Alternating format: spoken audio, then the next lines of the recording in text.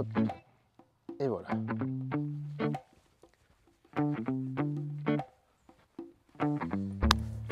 Bon les amis, il va falloir que je vous parle. Restez bien jusqu'à la fin de cette vidéo. Cette vidéo est très importante.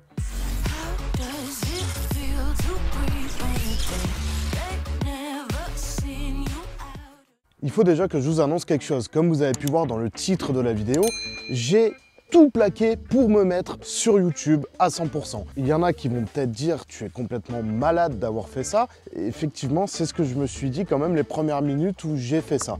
Mais c'est un choix qui a été quand même réfléchi, qui a été consulté par pas mal de monde. Et en fait, je vais vous expliquer l'histoire. C'est très simple. Avant, moi, je travaillais chez Orange, l'opérateur de téléphonie. Je vais faire court, vous inquiétez pas, et je vais aller directement droit au but pour éviter de vous perdre. Donc, je vous disais, je travaillais chez Orange avant, l'opérateur de téléphonie. Orange. J'ai quitté ce travail au mois de mai 2021, justement parce qu'on m'a proposé une place chez Seika, comme vous l'avez vu dans les précédentes vidéos. Sauf que, à la base, j'avais dit à mon entourage, je vais me mettre un peu chez Seika et un peu chez YouTube. Et au final, en fait, je travaillais pour Seika du lundi au vendredi. Et avant, chez Orange, j'étais en télétravail, donc c'était plutôt pas mal. Et là, du coup, chez Seika, je ne peux pas être en télétravail, ce qui est logique. Et du coup, en fait, on a parlé, on a réfléchi et on s'est rendu compte d'une chose, c'est qu'en fait, j'ai tout simplement changé de taf.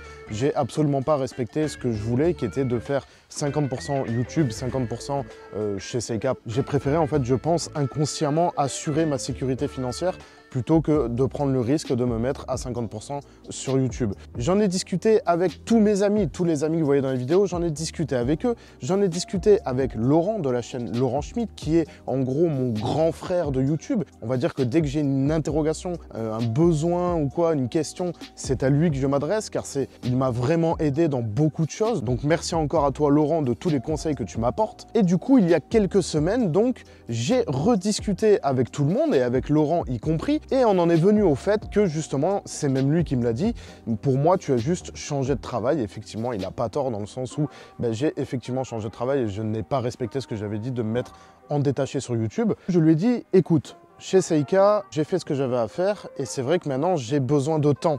Et effectivement, quand tu bosses justement chez un employeur, que tu fais 9h, 18h, tu rentres chez toi, tu arrives, il est 18h45, tu as des bouchons, il est 19h, et là tu te dis, merde, j'ai une vidéo qui sort dans 2 jours, j'ai 40 gigas de vidéos à traiter. C'est chaud, honnêtement. C'est chaud parce que quand tu as une femme, des occupations, des amis avec qui tu as peut-être envie de jouer au PC, à la console ou quoi, et que tu te dis, là, il faut que je me lance dans un montage qui va prendre entre 4 et 8 heures, après le boulot, t'as pas forcément envie parce que du coup le week-end tu tournes, tu fais des vidéos, tu as des occupations encore une fois. Je me suis dit, est-ce que la solution serait pas justement que je me détache à 100% pour YouTube? Toute la charge de travail que du coup je donne à un employeur, est-ce qu'il ne vaudrait pas mieux que j'investisse sur moi-même et que tout ce temps de travail, je le fournisse du coup à ma personne, à produire des vidéos, à faire du montage, à aller chercher justement des sujets peut-être de meilleure qualité? Et je me suis dit, oui, allez, on tente l'affaire. Laurent et mes amis m'ont dit, tu aurais déjà dû le faire il y a bien longtemps.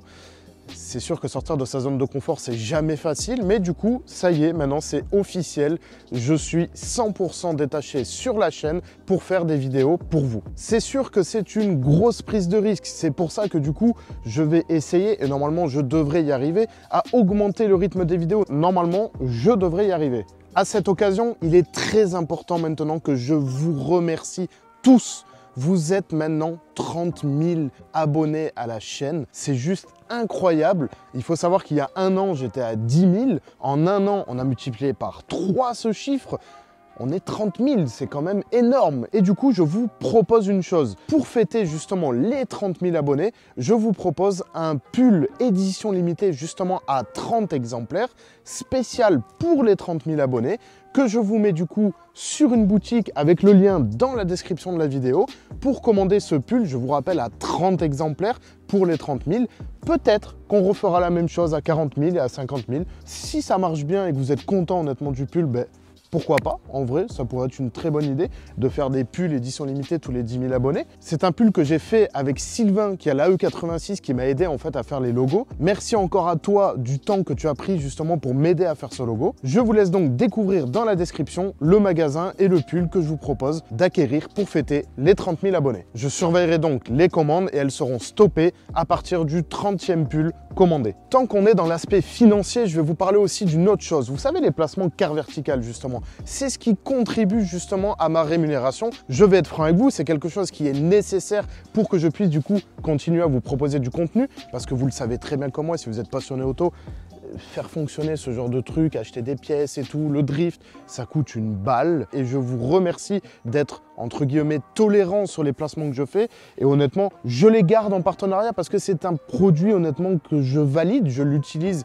et je l'utilise autour de moi avec mes amis qui veulent acquérir des voitures et ça fonctionne, ça nous a aidé justement à éviter d'acheter des merdes hein, tout simplement. Donc merci encore à eux et merci à vous du coup de contribuer à tout ce que vous faites encore une fois au sein de la chaîne. J'ai reçu aussi quelques petits messages de personnes qui m'ont dit pourquoi tu n'as pas fait de compte Tipeee, parce que je ne connaissais pas. Je suis peut-être né de la dernière pluie. Je savais qu'il y avait des trucs comme Kiss Kiss Bang Bang, des trucs comme ça et tout, parce que je vois du coup les autres youtubeurs le faire, mais Tipeee, je connaissais pas. Donc du coup, pareil, dans la description de la vidéo, je vous ai mis un lien du coup vers un compte Tipeee pour ceux qui veulent me soutenir. Attention les amis, j'insiste bien, il n'est absolument pas obligatoire de souscrire à Tipeee, que ce soit pour voir mon contenu ou autre, rassurez-vous. J'ai vraiment choisi de mettre pause au bon moment, moi. Et je vous remercie par avance encore 1000 fois. Vous êtes vraiment géniaux. Honnêtement, 1000 merci. Rassurez-vous aussi, les passionnés de japonaise, on va reparler de japonaise dans la chaîne. Maintenant que j'ai du temps, je vais pouvoir aller essayer des voitures un peu plus souvent avec Anthony de GT Import. Lui, il me fournit alors un panel de voitures plus incroyables les unes que les autres. J'ai bien vu ce que vous avez répondu au niveau du sondage. Vous voulez de la mécanique, vous voulez du vlog, vous voulez du circuit, un peu d'essai, un peu de présentation de pilote. J'ai tout pris en compte, rassurez-vous, vous n'allez pas être déçus. Ça faisait un petit moment qu'on l'avait pas vu celui-là. Hein. Vous inquiétez pas, il va revenir. Justement, je suis en train de m'en occuper. J'attends une pompe à essence pour le redémarrer, qui d'ailleurs m'est fournie par NSB Concept, qui est également un partenaire et un sponsor qui va me suivre dans quelque chose justement que je vais vous parler. Alors je ne vais pas encore vous donner tous les détails parce que c'est encore en cours de pourparler. On est en train de vraiment voir comment on peut monter ça. Vous avez vu que du coup avec Alexandre, j'ai déjà fait plusieurs vidéos avec lui, Alexandre Claudin qui a la DeLorean et la Charger de drift. Il faut savoir qu'on est devenus très proches, c'est devenu clairement un ami maintenant. Et disons qu'il m'a proposé quelque chose où je suis quand même assez faible. Alors je vous donne les grandes lignes.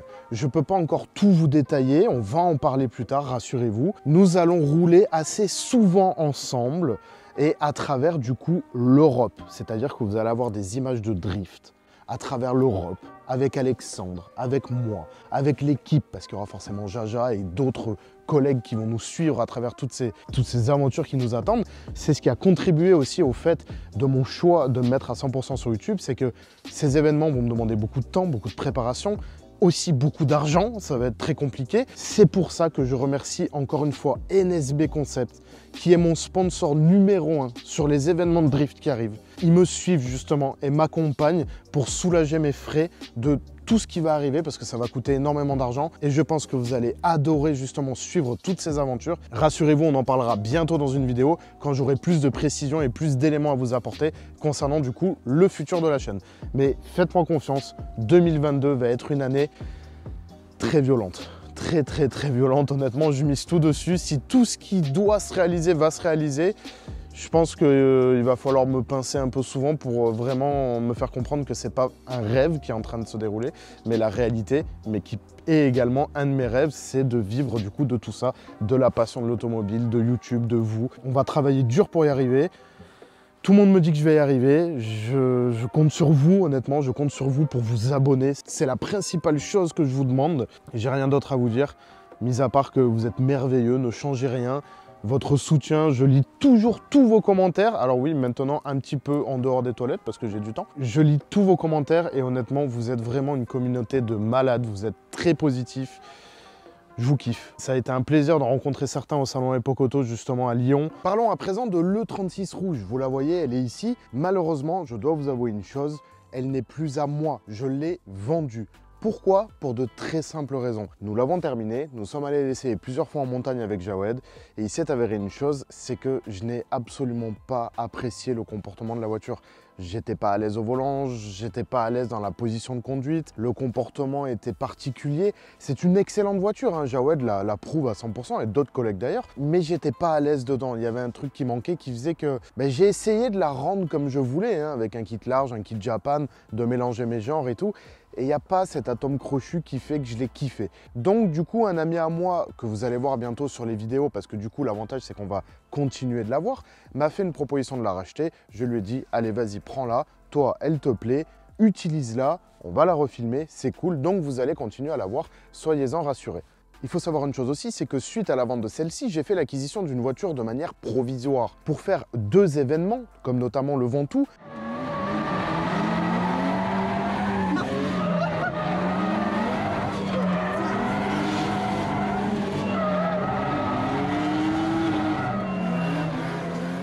Que j'avais fait l'année dernière en Celica, mais avec 200 chevaux, c'était vraiment très léger. Donc du coup, je me suis dit, maintenant, tu vas revenir avec une voiture de 500 chevaux et tu vas vraiment t'éclater. Sauf que les 2 événements, ils ont été annulés. Donc j'ai acheté la voiture un peu pour rien. Bon, c'est pas grave, c'était une voiture provisoire, donc je suis quand même allé m'amuser avec. Et après les 2 événements, effectivement, je l'ai revendue. Je vous montre quand même ce que c'était et les capacités de l'engin qui étaient quand même sympas.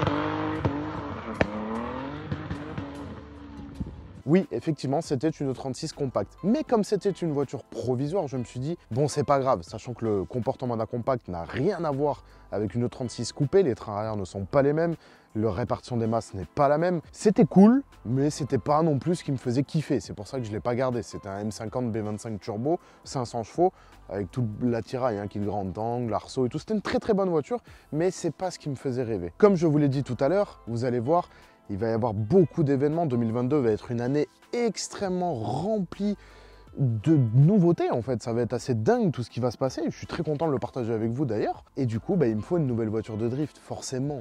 Je ne peux pas rester juste avec la 520 ou quoi que ce soit. Allez, je vais être gentil, je vais vous montrer ce que c'est. Une chose est sûre, c'est que théoriquement, vous allez adorer ce que je vais vous montrer.